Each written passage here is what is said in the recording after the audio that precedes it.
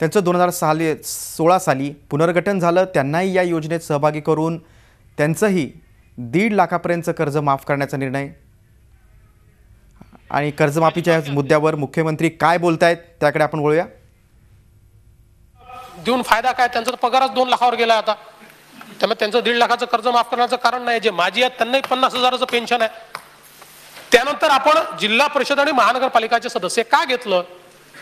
आपण सगळे राजकीय पक्षाचे लोक आहोत. मला सांगा, जो जिल्हा परिषद आणि महानगरपालिकेची निवडणूक लढवतो तो काय खर्च करतो? तो इलेक्शन कमिशनला जे सांगतो ते जरी आपण ग्राह्य धरलं तरी 1.5 लाखाच्या वर आहे. तोही तेवढाच करतो, कोणीच कमी करत नाही.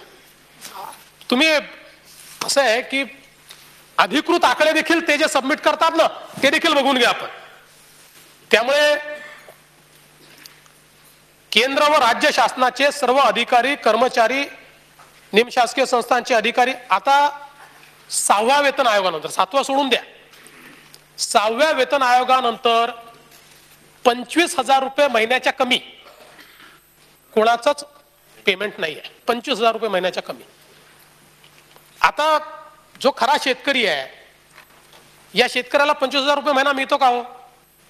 त्यामुळे हे जे आहे म्हणजे लोएस्ट ग्रेडचा देखील जो आहे त्याचे 25,000 रुपये अशी परिस्थिती आहे.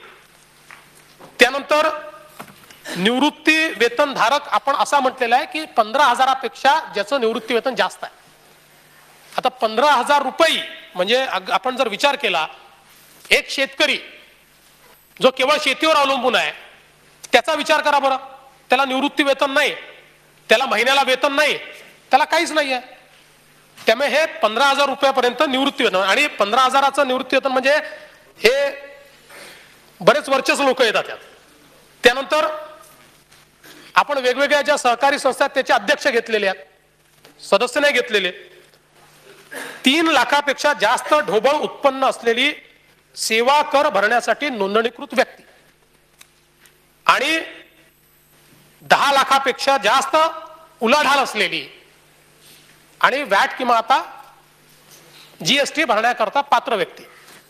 म्हणजे पांठेलेवाला नाही येत यात, छोटा दुकानदार नाही येत यात.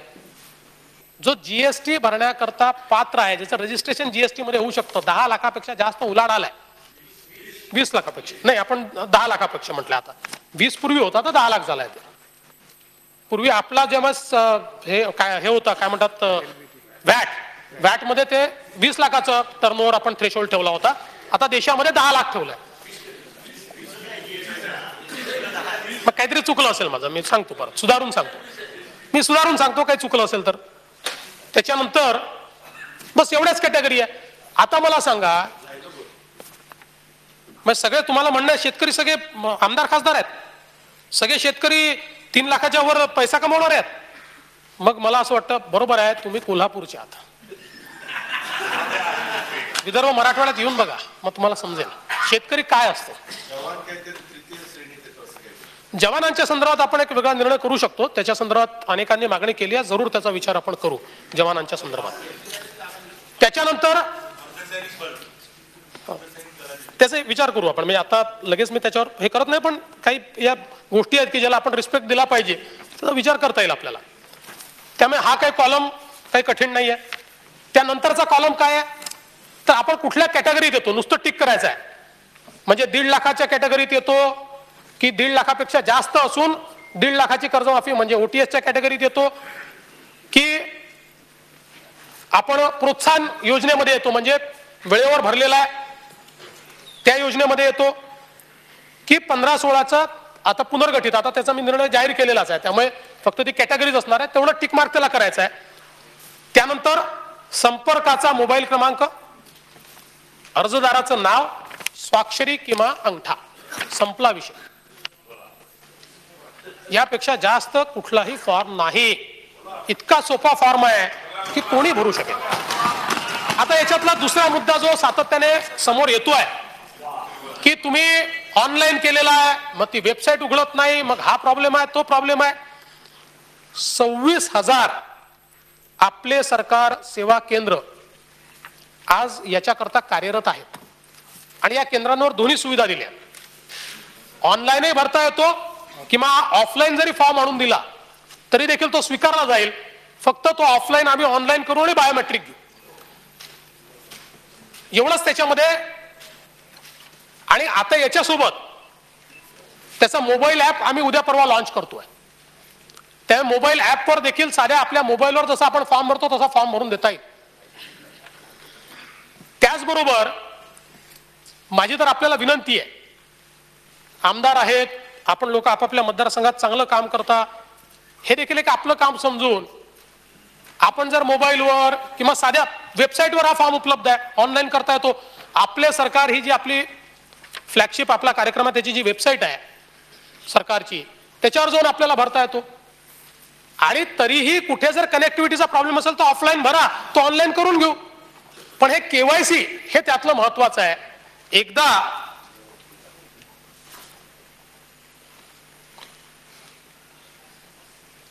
ह्याच्यामध्ये माजी सैनिक वगळून म्हटलेलं आहे, पण ते आजी सैनिकाचा विषय आहे. मला ते विभागाने पाठवलं की माजी सैनिकांना तसे आपण त्या कॅटेगरीतनं म्हणजे 15,000च्या पेन्शन मधून त्यांना वगळून टाकलाय, पण तुमचा विषय आजी सैनिकांचा, त्याचा काय विचार करता येईल तो बघू. त्यामुळे हे जे केवायसी आहे हे जर केलं तर एक घोस्ट अकाउंट दूर होतील, खरे अकाउंट. आणि आता रोज माझ्याकडे पत्र येतात की आम्हाला कर्जमाफी नको, अशा लोकांनी फॉर्म भरू नये, त्यांच्याकरता ही सोय आहे. आता समजा असे काही 1% असतील, 0.5% असतील. मागच्या कर्जमाफीत काय झालं, अशा 0.5% लोकांची कर्जमाफी आपण करून टाकली, जे म्हणतात आमचं करू नका. म्हणजे खरं तर एक गोष्टीचा अजून उल्लेख मी केला पाहिजे की इतकी समाजात संवेदनशीलता आहे. अनेक लोक बाबा एवढा बोजा पडणार आहे तर तो बोजा आम्ही शेअर करतो म्हणून या आपण एक अकाउंट उघडलेलं आहे. म्हणजे अनेक आमदारांनी देखील त्यात आपला पगार दिलेला आहे. पण सामान्य माणूस, एक नर्स आहे 80 वर्षाची, तिने तिचं पेन्शन देऊन टाकलं 50,000 रुपये.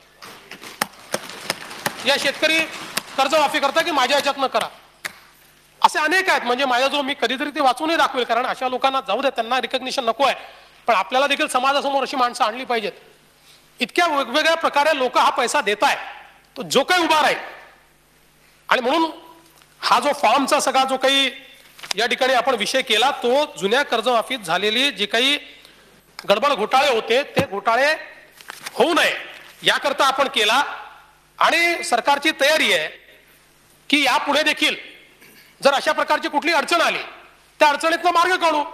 हे काही आता बघा, खरं आपण जर बघितलं तर कर्जमाफी घोषित झाल्यानंतर काही लोक म्हणाले घोषित झाली ना आतापर्यंत तुम्ही काहीच केलं नाही. पहिलं तर असं आहे की आपल्या सगळ्यांना माहिती आहे की त्याची तरतूद करावी लागते. 100 कोटी रुपयाची थोडी आहे की सीएफ ऍडव्हान्स घेतला. आपण विधानसभेमध्ये बजेटच्या माध्यमातून मागणी मान्य केल्याशिवाय एकही पैसा खर्च करता येत नाही. आणि म्हणून या बजेटमध्ये आपण पुरवणी मागण्यांमध्ये 20,000 कोटी रुपये हे आता पहिल्या टप्प्यात 20,000 कोटी रुपये आपण घेतले. ती मागणी मान्य झाल्यानंतरच आपण ते पैसे देऊ शकू. दुसरं असं आहे, कर्जमाफी झाली. आता आपण बघा, मी सगळा कर्जमाफीचा अभ्यास केला. काही लोकांनी माझ्या अभ्यासावरही पुष्कळ कमेंट्स केले, पण ठीक आहे, मला सवय आहे, मी काय करू. तर मी अभ्यास केला. कर्जमाफीचा जर आपण विचार केला तर वेगवेगळ्या राज्यामध्ये प्रति व्यक्ती कर्ज किती आहे, प्रति कुटुंब. केरळमध्ये 2,13,000, आंध्रमध्ये 1,23,000, पंजाबमध्ये 1,19,000, तमिळनाडूमध्ये 1,15,000, कर्नाटक 97,000, तेलंगणा 93,000, हरियाणा 79,000, राजस्थान 70,000 आणि महाराष्ट्र 54,000. आणि आपण जर बघितलं तर विविध राज्यांनी जी कर्जमाफी केली आहे, संपूर्ण देशाची जी कर्जमाफी आपण केली होती ती 52,000 कोटीची होती. तेलंगणाने जी केली ती 15,000 कोटीची होती. आंध्र प्रदेशने जी केली ती 20,000 कोटीची होती. पंजाबने जी केली ती 10,000 कोटीची आहे. कर्नाटकने जी केली ती 8,000 कोटीची आहे. कर्नाटकच्या कर्जमाफीमध्ये विखे पाटील साहेब, काय कोणावर आरोप लावला, प्रत्येक राज्याची परिस्थिती वेगळी असते, पण आपलं काँग्रेसचं सरकार आहे म्हणून सांगतो की कर्नाटकच्या कर्जमाफीमध्ये त्यांनी फक्त राष्ट्रीयकृत बँकांची आपलं सहकारी बँकांची कर्जमाफी केली. पण सहकारी बँक किती, त्यांनी स्वतः सांगितलं 20%च होत्या त्यात. 80% लोक बाहेर आहेत, 80% लोक राष्ट्रीयकृत बँकेत आहेत. हे स्वतः मुख्यमंत्र्यांनी कबूल केलं. नाही ते ठीक आहे, ते काही मागणी करू शकतात. ओबामा नाही मागू शकतात. आता ओबामा नाही, काय नाव ट्रम्प, त्यांनाही मागू शकतात. तो प्रश्न आहे, तो प्रत्येकाचा विषय आहे. पंजाबमध्ये त्यांनी आपल्याला माहिती आहे 2 एकरापर्यंत कर्जमाफी सीमित ठेवली, सरसकट नाही केली पंजाबमध्ये देखील.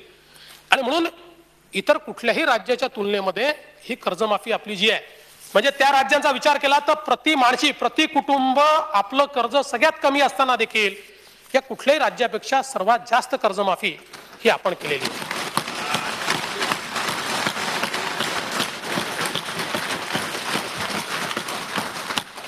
यातले आता काही प्रश्न असेही आले की तुम्ही कट ऑफ डेट ही जून 2017 का ठेवत नाही? कर्जमाफी प्रॉस्पेक्टिव्ह होत नसते. कर्जमाफी ही प्रिसिडिंग वर्षाची होत असते. आणि त्याचं रॅशनल काय आहे, तर ज्यावेळी डिस्ट्रेस असतो, ज्यावेळी पीक कमी असतं, ज्यावेळी दुष्काळ असतो, ज्यावेळी अतिवृष्टी असते. आपण जर गेलं वर्ष बघितलं तर 12.5% आपला ग्रोथ रेट आहे. 12.5% शेतीचा एवढा ग्रोथ आपण केलेला आहे. आणि त्यामुळे प्रॉस्पेक्टिव्ह ही कधीच कर्जमाफी होत नाही. आणि म्हणून आपण ती जी डेट घेतलेली आहे, आता ही गोष्ट खरी आहे की काही लोकांना वाटलं आमचंही होईल म्हणून ज्यांनी गेल्या 5 वर्ष रेग्युलर भरलाय अशा काही लोक 30 तारखेपर्यंत वाट पाहत बसले होते, आपली होईल आपली होईल. आणि मग शेवटच्या 3 दिवसात रांग लावून भरले, लोकांनी पैसे भरले. म्हणजे आता जर तुम्ही 2017 म्हटलं तर आता ज्यांनी पैसे भरले तेच आपल्याला मारायला येतील की आम्ही एवढे वर्ष रेग्युलर भरले, याही वर्षी रेग्युलर भरले, तुम्ही सांगितलं होत नाही म्हणून जाऊन भरले आणि आता तुम्ही 17 म्हणताय. त्यामुळे तो अन्याय होईल. मला असं वाटतं की ठीक आहे, आपल्या सगळ्यांचं मत असं असतं की we should please everybody, but while pleasing everybody आपण आपल्या राज्याचाही विचार केला पाहिजे, राज्याच्या अर्थव्यवस्थेचाही विचार केला पाहिजे आणि बँकिंग सिस्टीमचाही विचार केला पाहिजे. नियमित कर्ज भरणाऱ्याला प्रोत्साहन देणं ठीक आहे, पण सरसकट म्हणजे त्याचंही कर्ज माफ कराय, बँकिंग सिस्टीम राहील का? ही कोलॅप्स होऊन जाईल. आणि ही जर कोलॅप्स झाली तर उद्या शेतकऱ्याची अवस्था काय होईल? आणि म्हणून या ठिकाणी जो निर्णय घेतला विचारपूर्वक, अनेक लोकांची कन्सल्ट केलं. थोरात साहेब आहेत जे नाबार्डचे चेअरमन होते, त्यांचा विशेष उल्लेख मी करेन. खरं तर काही थोरात साहेबांवर आमच्या पक्षाचा वगैरे काही कुठला ठप्पा नाहीये, किंबहुना ते युपीएच्या काळातच अनेक कमिट्यांचे हेड होते. पण अतिशय चांगला सल्ला हा त्यांनी या सगळ्या प्रकरणांमध्ये आम्हाला दिला. त्यांच्या